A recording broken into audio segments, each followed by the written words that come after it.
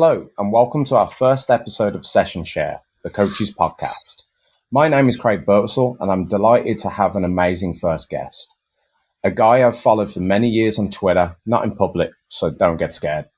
I have referred to one of his books called Making the Ball Roll as a coach's Bible. He is a best-selling author on coaching material. He has managed academies in the UK, Ireland, Africa, and Asia, coached 100-plus youth players who have gone on to play internationally. He's a coach developer who runs his own successful coach education webinars. So my first question for you, Ray, is there anything you haven't done? I was kind of smiling as you reel those things off there, because I think sometimes you get right in the middle of it all and you kind of forget what's not in the epicenter of what you're doing right now. So yeah, do you know what? As a coach, and maybe as a career coach, you always feel like you're not kind of where you need to be or want to be sometimes. So it's quite nice. Some of the things you said there are really quite nice, mate. Thank you. Oh, you're welcome. As I say, it's a pleasure to have you on. It's funny when you look at like all the things that you've done. I imagine it's just simply a case of the right time, right place, and actually trying to just find what that thing is that you want to help develop people. Is that correct? Yeah. I remember my the cohort that I did my UEFA A license with. We've had a few really come out of it. Aaron Danksy is over at Bayern Munich now, and Dan Machichi was on it. Louis Lancaster, who's managed internationally. But I vividly remember there was three of us, kind of new-ish in the marketplace as an A license coach, trying to find the next job. I ended up going to Africa, kind of after just like a solitary Twitter message, kind of changed my life in a sense. One of us went into full-time coach education with a national federation, and the third one went into the professional game with pro players. So it was almost like any of those three things could have happened to any of the three of us, if that makes sense. So it was just timing meets opportunity meets whatever, someone you know. So that job in Africa just came from someone I know had been approached about a job. They were looking for a coach and coach educator. Did I fancy it? It was in Tanzania. I was like, I don't know, where's Tanzania? And then it snowballs in a sense. But like I said, if that message had gone somewhere else, or I hadn't quite replied properly or whatever, you could have ended up in a different path. So it is very much about timing. The good thing is, I guess, is that it gives you a real robustness about who you are, what you do, what you want to do, what you don't want to do sometimes as well.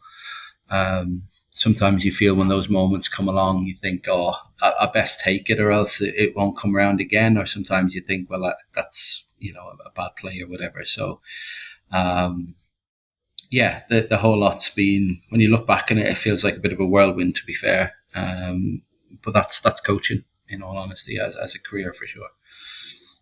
100%. And you said there, like, your path, basically how you got there and everything like that. So I'm sure the listeners would love to hear about your background. How did you get involved in football? It's literally all I've truly ever been interested in, to be quite frank. Like as a passion, it's never ebbed. It never got, okay, maybe as a teen it got knocked out by bits and pieces, but not far. Like obsessed with playing football when I was a little kid. Like couldn't waken everyone. I used to my auntie, they used to live in the middle of a housing estate, and I used to stay there quite a lot. And I used to drive the neighbours crazy because I'd be out at the crack of dawn kicking the ball against all the walls in the little square and all that sort of stuff. It was like I wasn't happy unless I was watching or playing, and I think most of us could probably relate to that. But it never went away. Oh. It just never went away. Always playing, always doing something. And when it came, like I wanted to be a professional footballer growing up, but I never really kind of sat down and went, right, this is my path I'm going on. I'm going to do it. It was always kind of something I was doing and it was okay at times and peaked in my mid-teens or whatever. And then when real world stuff started happening, so going to uni, I studied to be a teacher, for example. I went into the teaching workforce very, very briefly and kind of went, what am I doing? I just can't wait for Friday. I just can't wait for the half term. I can't wait for the summer holidays. I can't, what is it that's going to get me out of bed? And there was literally only one thing that was going to get me out of bed. And that was to go down the coaching route. So early 20s, started doing my badges, moved to England. Probably like most coaches, you work in community football. You take a part-time job in academy. You get a slightly better part-time job in the academy, and then you kind of move through college football. And then I went full-time 2011, I'm thinking. Like one full-time proper job in football. And then it's always been about, well, is that next step going to come along? Is that next opportunity going to arise? And and then you kind of lose control of how linear you expect it to be. So I've ended up kind of traveling the world in a sense, without never really knowing where I'm going to end up, to be fair. That's half of the fun, right? Going where you want to go and everything like that. And it's funny you mentioned about like the teaching side of it, because now that's makes a lot of sense reading your books on like how you talk about coach education and everything like that. I see the teaching in there. Do you think that that small bit of teaching in your career has really helped you have a successful career in coaching? Without a doubt. So everything from like there's so many connections. I think it's quite clear, but sometimes it is necessary to say it out loud. I remember being a student teacher, going into my first classroom. The kids must have been 12 or something like that, and turning around, like I did what every new teacher should do. You introduce yourself, you look really stern, and then you write your name on the board. And I remember turning around to write my name on the board, and literally to this day remember going, oh my God, what is happening? Like I'm 21, I'm now sir or whatever in a classroom. But like most coaches will tell you, the first time I stood in front of a group, I didn't know what to do or say, or so nervous, or this, that, or the other. So there's so many links across to it. And ultimately, like when we go into the I'm teaching football to a bunch of learners, it's like the same things are present. Fortunately, football most of the time gives us a much more motivated environment than most classrooms. So yeah, I did. There's loads of transferable stuff. As you said, through my books, I think it's quite evident. And I think football is now accepting. I did a webinar last night with Dr. Perry Walters, who talks about neuroscience and football and coaching. You know what I mean? And it's literally about how the brain works and how kids learn, and it's just you can't separate it. Yeah, there's a lot more that goes into it now, rather than just like, this is how you kick a ball, this is where you move in these formations and everything like that. It certainly has evolved since we started coaching, that's for sure. Speaking of like the evolution of your coaching in particular, what would you say your coaching philosophy was?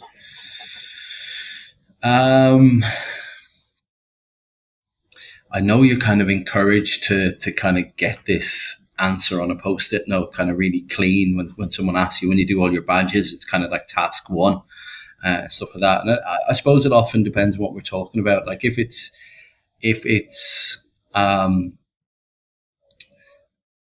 player development, for example, and it comes down to playing style and things like that, I'm quite straight up in what I believe. I think kids should play with the ball, and they should play with the ball as much as possible. I have this idea that, and I'm talking red, I call it red corner, technical, tactical corner only now, about like improving players play football. Um, it's about like the ball being the most prized thing going, and the game being the center point of everything. I don't believe in running, like isolated running. I don't believe in drills. I don't believe in lining kids up to take a pass or have a shot or do whatever like that. It is firmly. I'm doing a presentation called Extreme Coaching next weekend, and it's about that idea. Like if you believe in something, um, then you must back it up. So the example I would use, for example, would be Postecoglou. You remember he went down to Tottenham, went down to 9 players against Chelsea. Yes, Um, remember it well. Yeah. and everyone went, "What's going on here? This guy doesn't know what he's doing," and all that sort of stuff. Now he lost the game, but the extreme part in his coaching and the bit he needed to double down on was, we're if I'm going to call us a pressing team, if we're going to be that team who has a go and does that, we're going to do it regardless. So I love that kind of that extremeness in coaches who believe in a way in what they're doing. And I'm very similar to, and it gets me into some serious conversations with people when that pass from the goalkeeper is just a bit too, whatever. I want them to play it and do that regardless. And if we move away then from the red corner, away from the balls, bibs, cones sort of stuff, if there's one thing I've learned from, I don't know how long it's been now, 4 years or whatever of speaking to experts most weeks, is like relationships are your golden ticket.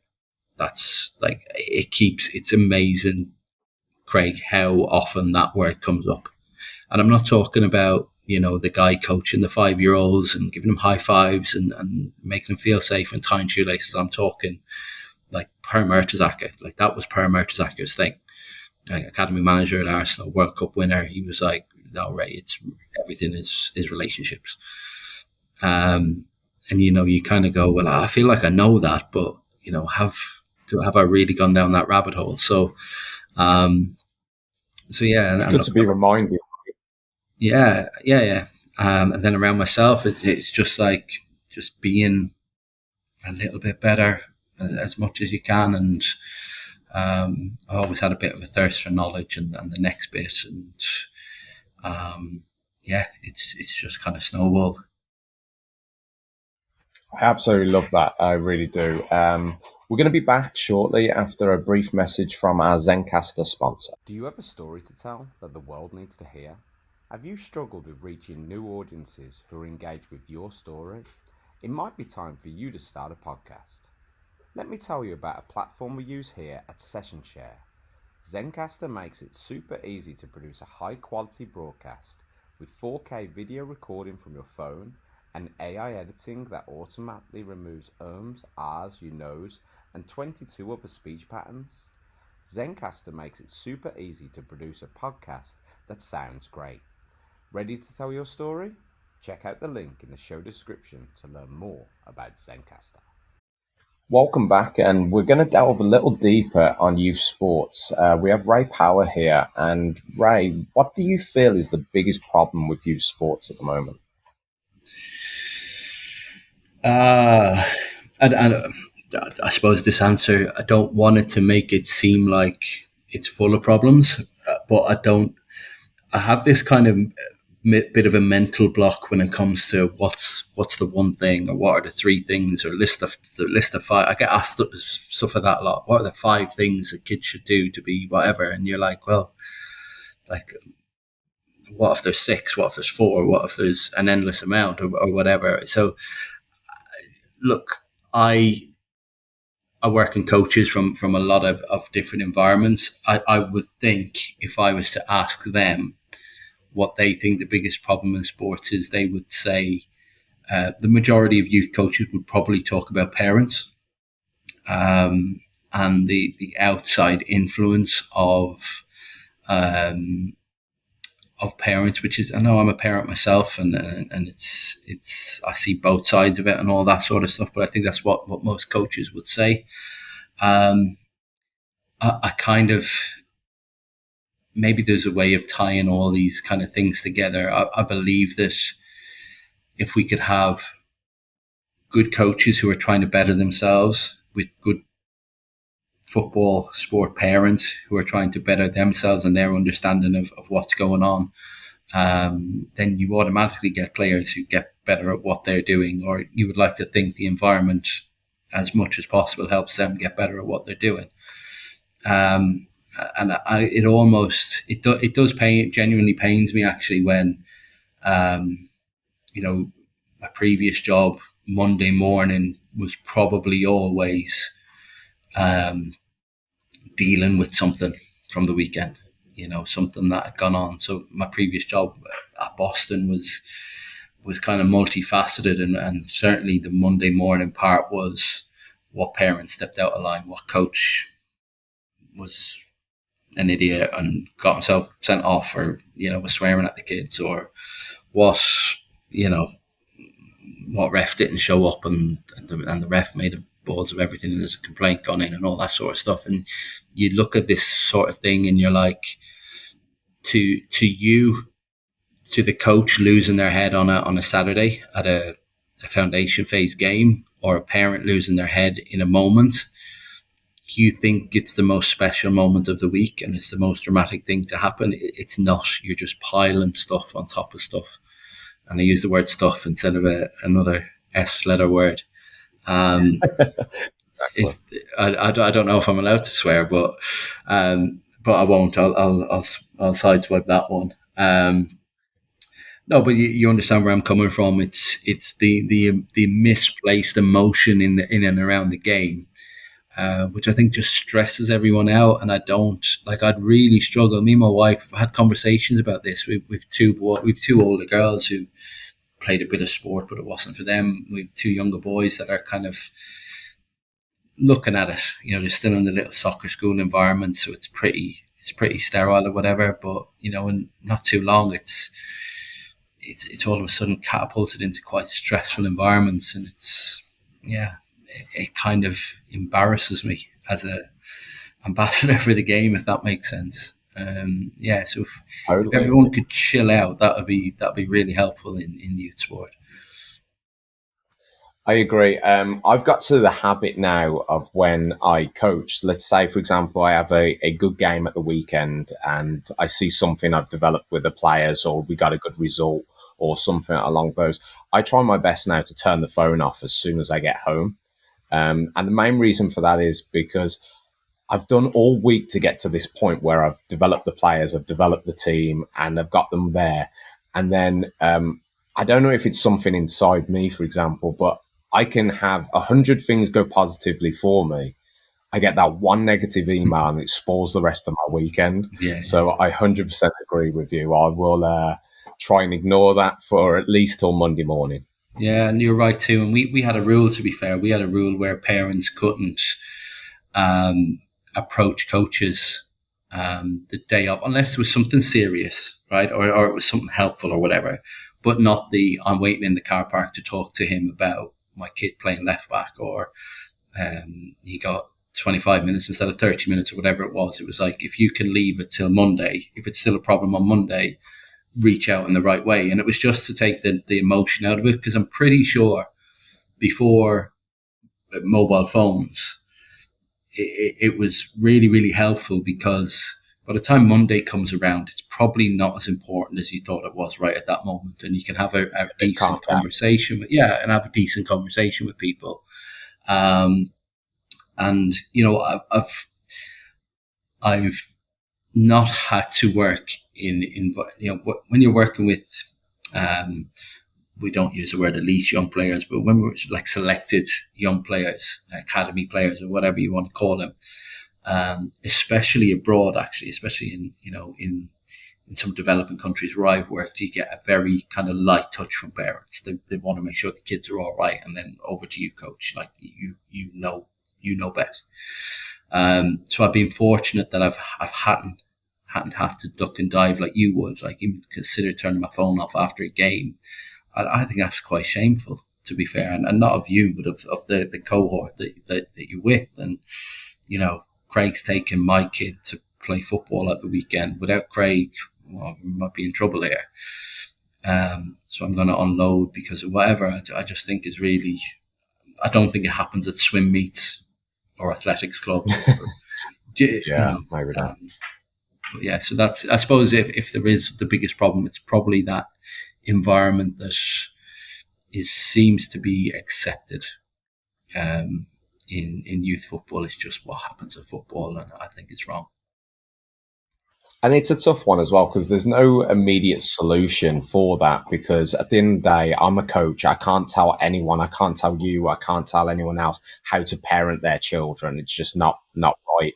I can only do what I can do on the 2 to 3 times a week I have their child. So it's like there's obviously a joke. I'm sure you've heard of it many times that the best team in youth sports to coach would be an orphanage because we wouldn't have to deal with the parents. You know, yeah. But it's one of those things that I just try and embrace it and just make sure that I'm open and honest with the parents and they know where I'm coming from, even if they don't agree. Um, Speaking of like that communication and everything like that, if a coach comes to you and a new young coach, what sort of advice would you give them if they ask for it? Well, look, if we're going to hook that on directly to what we were just talking about, like, I think if it was a new coach or if you've been doing it 30 years, the very best thing you could do every season is sit every parent down in a room for 20 minutes, 30 minutes, and just say, this is me, this is what I do, this is what I plan to do. Like, I will assume that everyone will be on board with that as we go through, and whether it's about game time or playing out from the back or all those kind of, there's 5 or 6 things that tend to be complained about most. And, if someone says to you, look, I'm going to rotate positions and I'm going to do it every 6 weeks. We're going to have a little rotate. So your kid will play up front or they'll play at the back or they'll play whatever way you do it. Then it's open, it's out there, it's been said, like asked and answered. And I always think that's I'd rather give a reminder in a heated moment that you'll remember we spoke about that at the start. This is it in action. I've told you I'm going to be honest, so I'm going to do what I told you I'm going to do. But it also holds you to account for what it is you want to do as well. So, you don't want a parent coming to you saying, well, actually, you said we were going to play equal playing time, but because my kid's the worst in the group, he's only getting 10 minutes. And he's been left out more squads than Johnny, who gets most of the game. Or, he's a big bustling centre back and he's only playing centre back because you don't want to lose him in that position and you won't play him up front. And it kind of holds everyone to account. I think that's the very best thing. Certainly at a grassroots level, you can do as a coach. And you soon figure out what's really important to you. It doesn't need to be, I always say to coaches, do it like 20 minutes before your game or something like that. So your game's going to kick off at 10 o'clock, do it at 20 to 10. So that by 5 to 10, you can say, well, look, I'm done, I'm going, and the game is on. You kind of have a deadline so you don't get caught in kind of going on and on and on about something. So that's my biggest advice if we hook it on to the conversation we were just having about that environment and stuff. If it's a pure how do I get better as a coach kind of stuff, I think people normally recommend either what they've done or what they feel like they should have done when they were doing it. And someone said to me when I was doing it, just spend time on the grass. Like, I was so keen to get on. I was probably like, I'm looking back, I don't regret starting my A license when I did, but I went from B to A in a flash.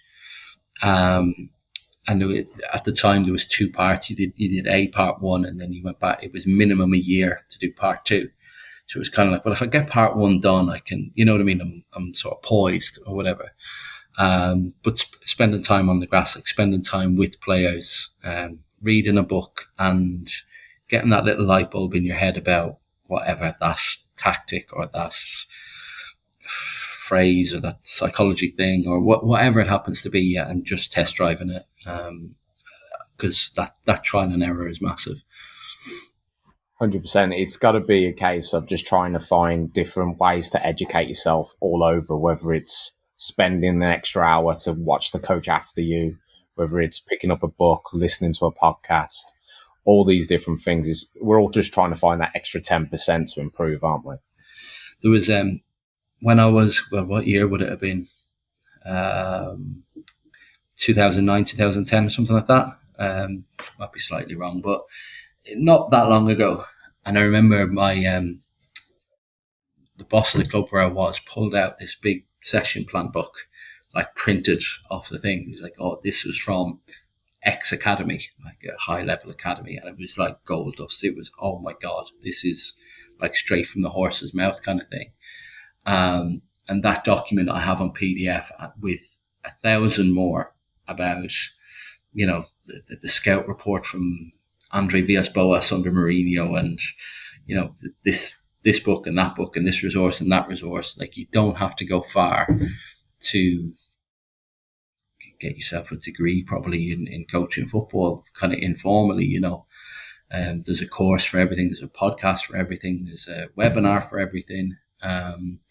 So I do believe we're really, really spoiled, saturated maybe at times, and there's ways of dealing with that as well.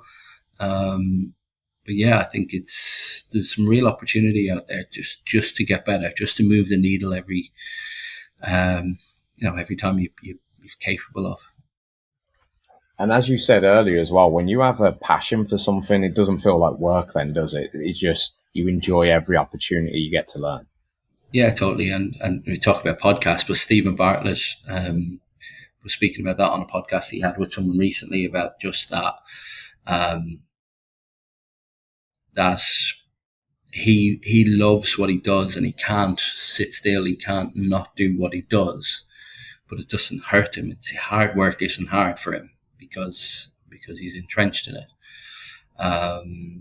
So yeah, don't get me wrong, there are good days and bad days, just like everything else, as we know, but definitely a net gain for myself anyway when it comes to football and coaching. Love it. We'll be back for a brief, short message. Do you need fresh ideas for your football, soccer training? Then follow Session Share on YouTube and X. Our handles can be found in the show description. Session Share, for coaches, by coaches. Welcome back. We're going to round off the episode with talking to Ray, and just a little bit of fun here, Ray. What's your favourite moment in sports? It could be anything from as a fan, as a player, as a coach. What's the one thing that kind of like sticks out for you? Oh my goodness. Well, it's going to be the first thing that comes to my mind, and I'm a Liverpool fan, so that's going to make some buy my book, some not buy it probably now, or some turn off your podcast or whatever. But like the best moment I've had in sport was 2005, the Champions League final, and it's a reference for quite a lot of stuff you do. So that if that's, I kind of have to dig deep if I'm going to find the other ones. But that was certainly the first thing that comes to mind, and all the stuff that you can build around that in coaching, about never giving up, and the next goal. Where did you watch that game? Oh God, you want the truth? Yeah, I was still a teacher. I was still a student teacher then, and I had two of my buddies stay over the night before in the student setup. I went into school that morning. I had a Liverpool tie on, and I was like a child, so excited. I pulled a sickie after my first lesson because I couldn't bear it. I couldn't bear, being pent up. And went to a bar in the middle of Dublin, and was, as you can imagine, most people in the bar. That was probably a good night then, right? It was, and but yeah, it's like I say, there's so much. I don't want to make everything a life lesson or anything like that, but there was so much that night that you could refer back to and go, yeah, that was anything is possible kind of thing. And that is why people love sport, no matter what. They love those underdog moments. So, yeah, I'm going to plug for that in this case. 100% agree. Well, thank you very much, Ray, for this conversation. It's been a pleasure. As I mentioned at the beginning of the call, I am a massive fan of your work, and I know our listeners are going to really enjoy listening to this podcast. You can find Ray's books on Amazon. They're highly recommended. In particular, like I said earlier, I recommend them to all coaches, whether you're a beginner or an expert. You can follow Ray on X. I will leave his handle and the Amazon links on the bio. Ray, just before you go, can you tell us where we can find about your online courses? Yeah, Twitter, X. Yeah. I never wanted to be a webinar guy, or I didn't want to be that kind of. It was lockdown actually that kind of merged what I was doing in coach education with Zoom essentially. So I've never gone down. I'm going to build a big fancy website. I'm going to do this. I'm going to get a sponsor and all that. I just never done it. It's just pure unadulterated. I know that guy. He can deliver something really good. Come in and we'll put something out there for people, and I'll put programs together. So yesterday, so it's the 14th of October today. So yesterday we started a scanning course. So Kevin McGreskin, who's the one of the leading guys when it comes to that niche part of football, that's still available. To be fair, if people want to jump on, and we'll catch them up a little bit. But yeah, Twitter. I sometimes feel like I'm saturating it a little bit, but I get excited when there's stuff to be put out there and collaborations to be made. So X is the main thing. Once you've kind of come into my programs, most people don't leave them. They kind of re-sign up, and we have a WhatsApp group that shares what's coming next and all that kind of stuff, the best rates to get on stuff and whatnot. So yeah, Fantastic. Twitter is the best place for me. Awesome. Well, that's all about the time we have for this episode of Session Share, the Coaches Podcast. Thank you again, Ray, for joining me. Be sure to get in touch across all our socials so you can find our podcast description. This has been Session Share, the Coaches Podcast. Thank you for listening, and thank you all for coaching the beautiful game.